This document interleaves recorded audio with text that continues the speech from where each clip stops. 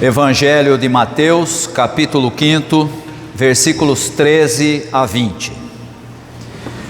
Vocês são o sal da terra, mas se o sal perder o seu sabor, como restaurá-lo?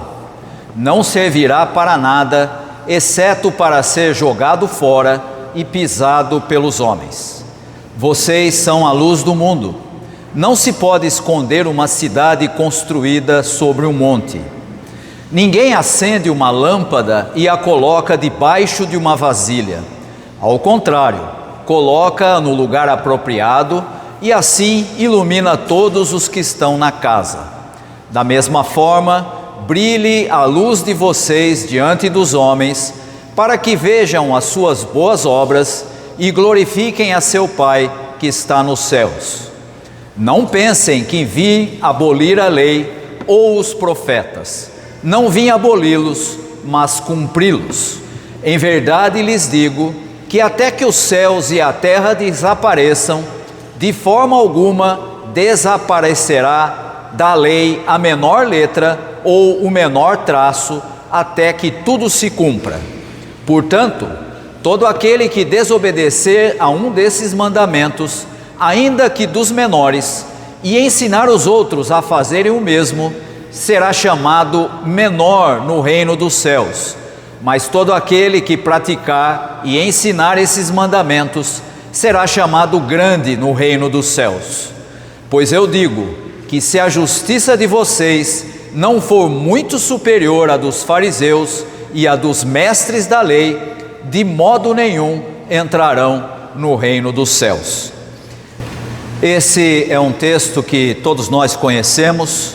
É muito comum a referência à igreja sendo entendida como sal da terra, luz do mundo, mas nem sempre percebemos o significado desse texto, primeiro dentro da cultura da época e depois também como isso deve ser entendido para a nossa vivência atual, para a vivência da igreja nos nossos dias. A primeira afirmação que temos logo no texto é: vocês são o sal da terra.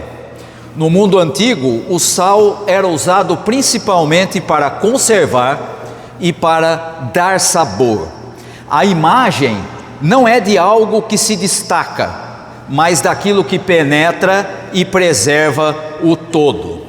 E aqui é fácil da gente entender o significado dessa metáfora. O sal não tenta ser sal, ele simplesmente é. Assim também Jesus está dizendo em relação aos seus seguidores. Seguidor de Jesus não tenta seguir, ele segue. E aqui há uma expressão que é muito fácil também da gente entender, as donas de casa entendem disso muito mais do que eu. Quando você vai fazer um alimento, seja ele qual for, quanto é que você coloca de sal?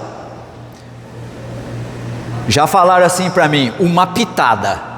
Por que você não coloca meio quilo de sal? Por que você não coloca um monte? Por que você coloca só um pouquinho? Porque é necessário só um pouco para dar sabor. Quando você precisa de preservar, então se usa mais. Era assim que funcionava na época. Você usava o sal para preservar, mas quando você queria dar sabor, você não colocava muito sal, e até hoje é assim.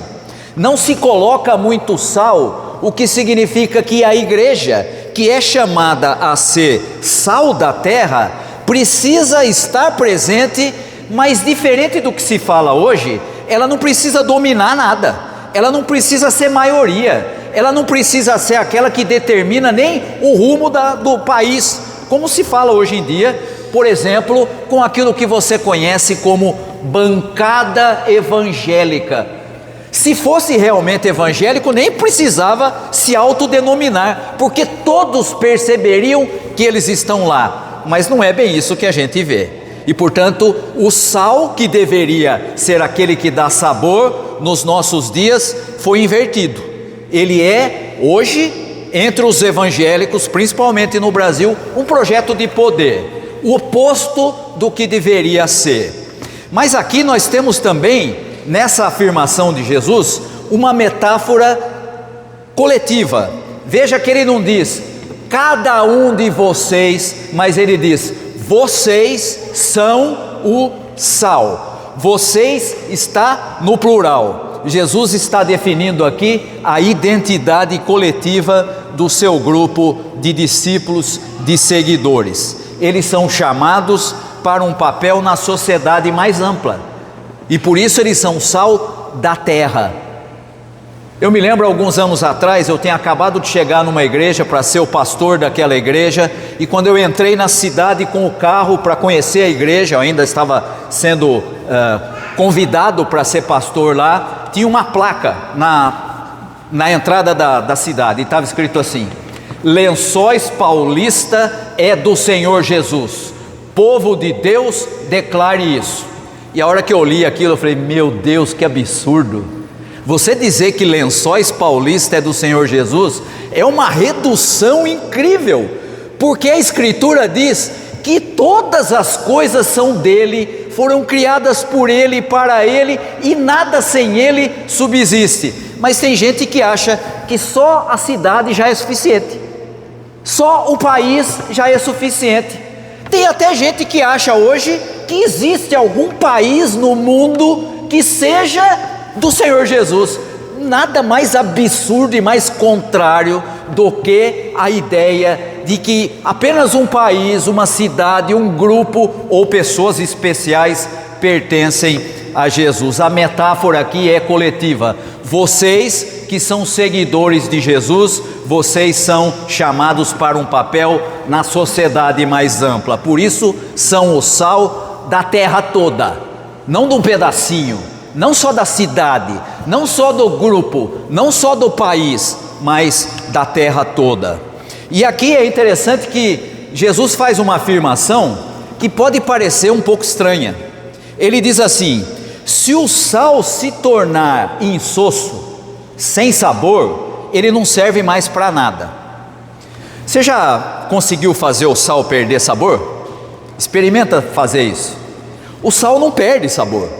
Mas como que então Jesus está dizendo, se o sal se tornar insosso, se ele perder o sabor, ele não serve mais para nada? Aqui nós vemos Jesus explicando por meio da metáfora o que significa um grupo que se identifica com ele, que se identifica com o reino de Deus, mas que perde a sua função distintiva e com isso perde a sua honra e a sua identidade e a sua utilidade. A identidade dos seguidores de Jesus é uma só, é a de serviço e amor. Falhar nisso, como comunidade de fé, é se tornar obsoleto, sem utilidade, é sal que perdeu o sabor. E portanto, diferente do que acontece com o sal, que você pode fazer o que quiser com ele, ele continua salgado. Você pode obviamente diluir a ponto dele não ter mais influência, mas ele continua lá.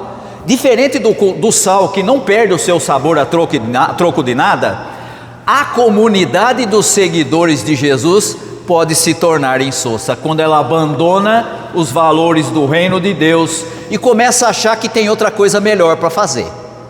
Começa a achar que ela precisa, como eu acabei de dar o exemplo aqui, que ela precisa se tornar aquela que domina todas as coisas. Perdeu o sabor, não serve mais para nada, perdeu a sua identidade de ser aquela que deve servir. E como é que a gente serve? A gente sempre aprende na igreja que Jesus resumiu toda a lei em apenas 2 mandamentos: amar a Deus acima das coisas, de tudo, e amar ao próximo como a si mesmo. Todos nós conhecemos esse versículo.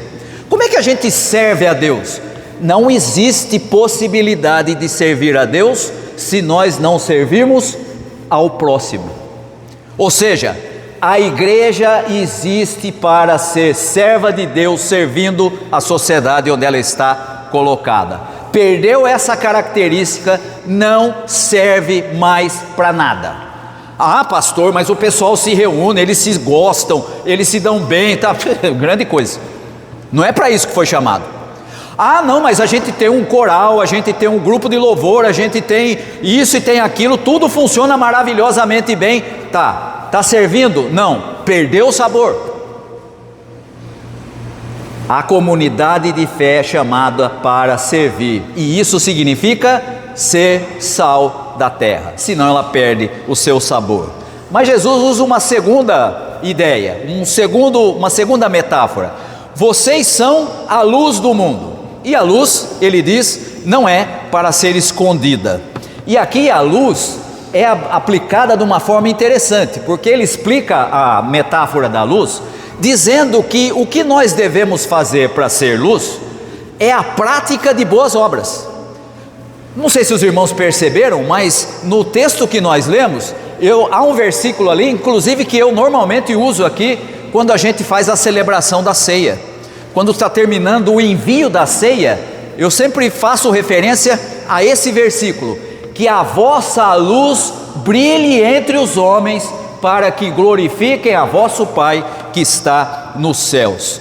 Nessa segunda metáfora, que Jesus compara os seus seguidores como a luz do mundo, como a luz que não deve ser escondida, são as boas obras que têm um propósito público, não para a salvação individual, mas para manifestar não só a honra daqueles que servem a Jesus, mas por extensão para provocar a adoração a Deus.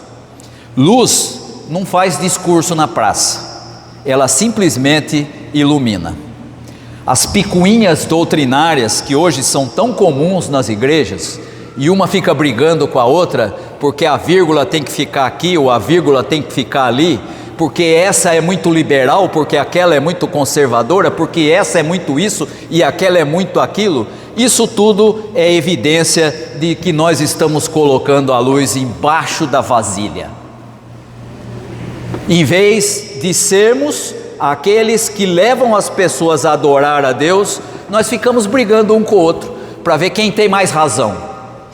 Eu gosto muito de um texto do Rubem Alves, que ele diz que o grande problema do protestantismo brasileiro é o chamado protestantismo da reta doutrina, ou seja, vamos ver quem tem a doutrina melhor, vamos ver quem tem a melhor doutrina de todas, e aí a gente fica criticando o outro criticando o outro, e o outro criticando a gente, e os irmãos sabem disso, não tem nenhuma novidade. Tem até igreja que acha que a gente não é crente, que essa igreja não é evangélica, que não é, nem pode ser aceita. Por quê? Porque nós não pensamos igual a eles.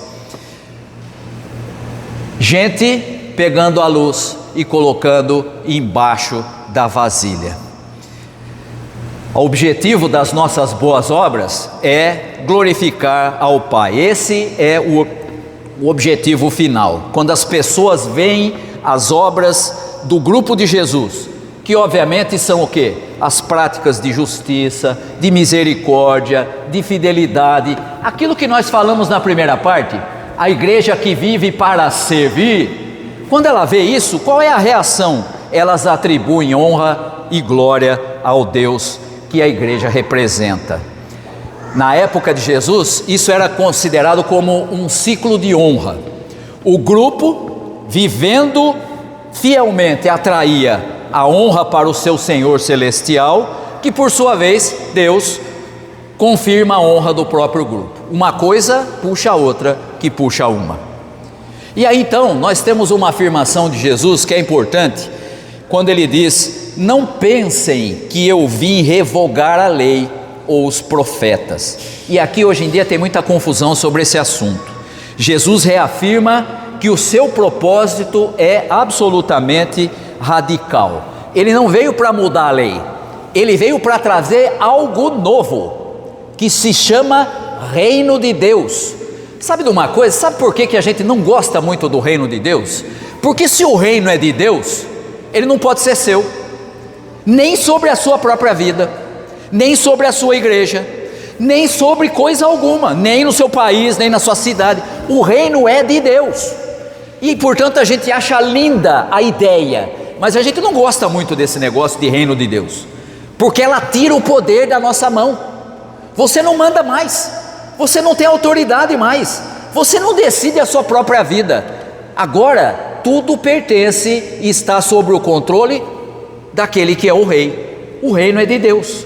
E aqui então Jesus diz: eu vim para trazer, não para fazer com que a lei deixe de existir, mas para que ela fosse realmente cumprida.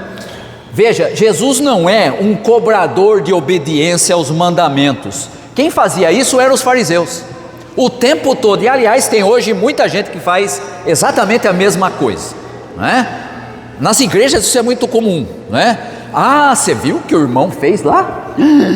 Meu Deus do céu, olha, onde já se viu? Sabe o que é? Deixa eu apontar o dedo para o irmão lá, porque aí ninguém presta atenção num monte de bobagem que eu mesmo faço. Na época de Jesus não era diferente, os fariseus faziam isso o tempo todo, e eles se entendiam como os únicos autorizados por Deus para dizer o que a lei estava pedindo, o que não, tá? E agora vem Jesus e diz assim: então, deixa eu dizer uma coisa para você, eu não estou abolindo a lei, mas eu estou proclamando a sua interpretação definitiva. Os mandamentos, só no Antigo Testamento tem 613, os mandamentos sem Jesus não passam de uma lista de regras vazias, não servem para nada. E sabe por que eu digo isso? Porque todos aqueles mandamentos eram entendidos assim: se eu fizer isso aqui, Deus está em dívida comigo, Ele precisa me abençoar, Ele precisa me dar riqueza, Ele precisa me dar saúde, Ele precisa abençoar minha casa, Ele precisa abençoar as coisas que eu tenho, ou seja, eu fiz tudo certo, agora eu posso cobrar de Deus que Ele faça aquilo que eu quero. Você percebeu como não pode caber o reino de Deus nessa história? Não é o que a gente quer, não é o que eu penso, não é a minha forma, não é a minha ideia, é reino de Deus. Você que tem que se subordinar ao reino que é de Deus. E por isso que o reino de Deus é tão bonito, mas ninguém gosta muito dele. Como assim? Quer dizer que eu não mando mais em mim? Não, não manda. Não, não pode. Então, sabe o que isso significa? Significa que você está muito mais para fariseu do que para seguidor de Jesus. Eu faço e aí Deus me abençoa. Não, não funciona assim. Jesus diz: eu vim não para abolir, mas para cumprir. E até que o céu e a terra passem, a Torá, a lei, vai manter a sua validade. O grupo de Jesus na época e hoje os seguidores de Jesus se definem por sua lealdade absoluta à aliança de Deus, que é expressa na lei. Mas nós não temos que cumprir a lei para pertencermos a Deus, porque se dependesse disso, vamos falar o português claro, né? Quem aqui obedece todos os mandamentos sem falhar em nenhum? Quem aqui não desvia nem para a direita nem para a esquerda em absolutamente nenhum ponto? Alguém se candidata a erguer a mão? Eu não, nem me candidato. E sabe por quê? Porque quem foi capaz de cumprir a lei foi o próprio Jesus. Nós somos e continuamos sendo incapazes. E é por isso que Jesus vai fazer uma afirmação final dizendo: se a justiça de vocês não exceder, não for maior do que a dos escribas e fariseus, vocês não servem para o reino de Deus. E aí a gente olha e fala: pô, peraí, agora não dá. Se a gente não consegue cumprir a lei, os fariseus são extremamente detalhistas, e a nossa justiça tem que ser melhor do que a deles, tem que exceder a deles, como é que a gente vai fazer isso? Pois é, esse é o ponto-chave desse texto em termos de disputa de discursos. Os escribas e os fariseus eram grupos que competiam pela honra de serem os guardiões e os intérpretes mais fiéis da lei. E agora Jesus diz: a justiça praticada por aqueles que o seguem deve superar a dos fariseus e dos intérpretes da lei. Que justiça é essa? Aqui não se trata de um estado legal, mas de um comportamento social que representa a graça de Deus e não a aparência do cumprimento da lei.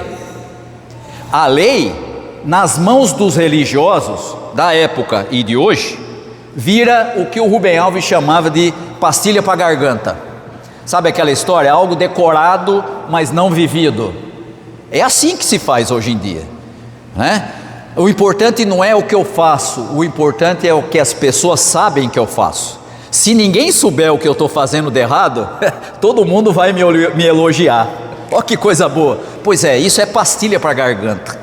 Jesus vem nesse texto e transforma a lei em algo que brota do interior e que se expressa em uma justiça compassiva, inclusiva e cheia de ternura. Ou seja, Deus não é o tirano que fica cobrando perfeição dos seus filhos, mas espera deles a mesma justiça que encontramos em Jesus. Por isso ele diz que ele veio cumprir. Você quer saber como você deve ser? Esqueça modelo, esqueça pastor, bispo, apóstolo, seja lá o que for. Sabe quem que deve ser o seu modelo? Aquele que obedeceu a Deus em todas as coisas, Jesus. O que Jesus espera, o que Deus espera dos seus filhos, é que eles tenham a mesma forma de viver que nós encontramos em Jesus. E não se iluda, tá? Jesus parece ser uma pessoa assim muito tranquila, né? E realmente é, mas você vai encontrar Jesus acolhendo a mulher adúltera, mas expulsando vendedores no templo. Jesus não era um sujeito sonso. Tem gente que acha que é assim. Ah, você quer seguir Jesus? Você tem que ser sonso, você tem que ser um sujeito anulado. Não, não, não, não. É alguém que sabe exatamente o que está acontecendo e o que combina e o que não combina com o reino de Deus. Jesus é o modelo para nós, é o mesmo que acolhe a adúltera, mas que expulsa os vendedores do templo. Olhando para esse texto, nós podemos perceber que ele revela e manifesta a identidade daqueles que são seguidores de Jesus. É um discurso sobre o novo movimento de Jesus e como ele se vê no mundo, como a comunidade visível que através de uma prática mais profunda e abrangente é capaz de cumprir a lei e assim atrair honra para Deus e também para si mesmo. Esse texto nos mostra isso. Fazendo isso, a igreja, os seguidores de Jesus se tornam diferentes de outros grupos que também disputam esse papel. Esse é um texto sobre fidelidade coletiva, sobre honra pública e a reivindicação de ser o verdadeiro povo de Deus. Essa é a igreja, é assim que nós devemos ser. Fácil? Nem um pouco, mas esse é o modelo, é a ele que devemos seguir, conscientes, sabendo o que estamos fazendo. Que Deus possa abençoar aos irmãos e às irmãs. Amém.